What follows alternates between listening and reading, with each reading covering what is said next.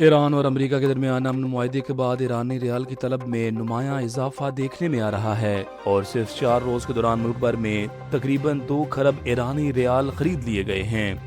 Exchange companies ایسوسی ایشن of Pakistan کے چیئرمین ملک بوستان کے مطابق معاہدے کے پہلے روز 40 ارب ایرانی ریال کی خریداری ہوئی تھی، تاہم بعد ازاں طلب میں تیزی سے اضافہ ریکارڈ کیا گیا۔ ان کا کہنا ہے کہ امن معاہدے کے بعد سرمایہ کاروں اور کاروباری حلقوں کی دلچسپی بڑھنے سے ایرانی ریال کی خرید و فروخت میں غیر معمولی تیزی آئی ہے۔ دوسری جانب مارکیٹ میں ایرانی ریال کی قیمت اور طلب دونوں مسلسل اوپر جا رہی ہیں اور جسے معاہدے کے بعد پیدا ہونے والے مثبت معاشی اعتماد کا نتیجہ قرار دیا جا رہا ہے۔ نیو یارک کے مصروف ترین علاقے ٹائمز اسکوائر میں فائرنگ کے واقعے کے بعد خوف و ہراس پھیل گیا اور بھگدڑ مچنے سے ایک شخص زخمی ہو گیا۔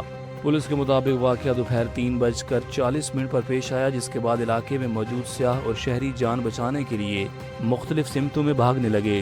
حکام کا کہنا ہے کہ 17 سالہ مشتبہ لڑکے کو فوری تعاقب کے بعد حراست میں لے لیا گیا، جبکہ زخمی شخص کو ہسپتال منتقل کر دیا گیا۔ یہ واقعہ ایسے وقت میں پیش آیا جب نیو یارک نیکس کی کامیابی کی تقریب جاری تھی اور شہر بھر میں سیکیورٹی کے لیے 10,000 پولیس اہلکار تعینات تھے۔ یاد رہے کہ 16 جون کو بھی ٹائمز اسکوائر میں فائرنگ کا ایک واقعہ پیش آیا تھا، جس میں ایک 17 سالہ لڑکا زخمی ہوا تھا۔ امریکی محکمہ دفاع پینٹاگون نے کانگریس کو آگاہ کیا ہے کہ ایران جنگ سے متعلق اخراجات اور دفاعی ضروریات پوری کرنے کے لیے تقریباً 80 ارب ڈالر کے اضافی فنڈز درکار ہیں۔ میڈیا رپورٹس کے مطابق نائب وزیر دفاع سٹیفن فائنبرگ نے قانون سازوں کو بتایا کہ جنگی کارروائیوں، فوجی تعیناتیوں، اسلحہ و گولہ بارود کی دوبارہ خریداری اور دفاعی تیاریوں کے باعث مالی ضروریات میں نمایاں اضافہ ہوا ہے۔ ذرائع کے مطابق جدید ہتھیاروں اور میزائل نظاموں کے ذخائر بھی کم ہو چکے ہیں، جن کی فوری بحالی ضروری سمجھی جا رہی ہے۔ رپورٹ کے مطابق اپریل میں جنگی لاگت کا ابتدائی تخمینہ 25 ارب ڈالر تھا، تاہم بعد ازاں اخراجات میں مزید اضافے کی نشاندہی کی گئی۔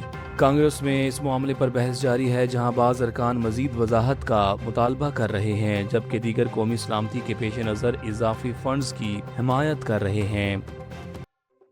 ایران کے سپریم لیڈر مجتبی خامنہئی نے امریکہ کے ساتھ مفاہمتی یادداشت پر دستخط کے بعد واضح کیا ہے کہ مستقبل میں براہ راست مذاکرات کا ہرگز یہ مطلب نہیں ہوگا کہ ایران اپنے قومی موقف یا اصولوں سے دستبردار ہو جائے گا۔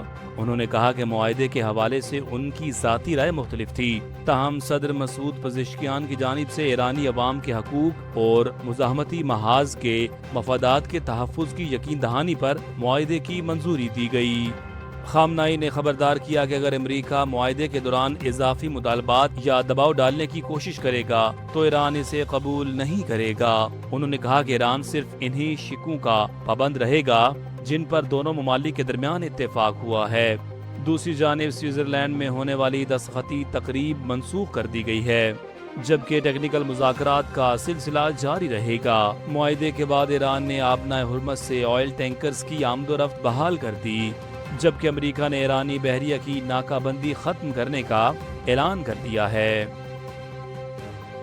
امریکی صدر ڈونلڈ ٹرمپ نے امید ظاہر کی ہے کہ ایران کے ساتھ طے پانے والے معاہدے کے نتیجے میں مشرقی وسطی کے تمام محاذوں پر جنگ بندی نافذ ہوگی، جس میں لبنان، حزب اللہ اور اسرائیل بھی شامل ہیں۔ ٹروتھ سوشل پر جاری بیان میں انہوں نے کہا کہ تمام فریق مذاکرات کو کامیاب بنانے کے لیے اپنے وعدوں پر قائم رہیں اور خطے میں امن کے لیے سنجیدہ کوششیں جاری رکھیں۔ ٹرمپ نے کہا کہ امریکہ امن کے قیام کے لیے پرعزم ہے اور مکمل جنگ بندی کی توقع رکھتا ہے۔ معاہدے کی پہلی شق کے مطابق تمام محاذوں پر فوجی کارروائیوں کے فوری اور مستقل خاتمے کا اعلان کیا گیا ہے، تاہم اسرائیل نے واضح کیا ہے کہ وہ لبنان سے اپنی فوجیں واپس نہیں بلائے گا، جبکہ لبنانی میڈیا کے مطابق جنوبی لبنان میں اسرائیلی حملے بھی جاری ہیں۔ پنجاب پولیس اور کرائم